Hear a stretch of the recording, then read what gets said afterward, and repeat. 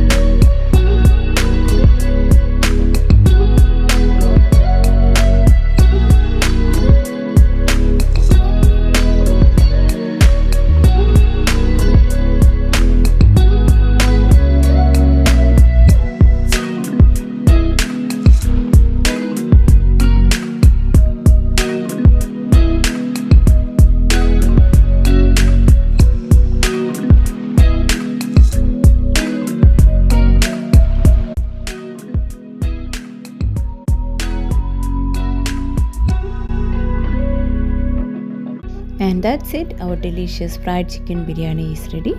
Now let's open the lid. Wow, as soon as the lid comes off, the rich mouth-watering aroma fills the entire kitchen. Give this recipe a try and I'm sure your family will love it. If you enjoyed this video, don't forget to like, share and subscribe for more tasty recipes. Thanks for watching and I'll see you in the next one. Till then, bye.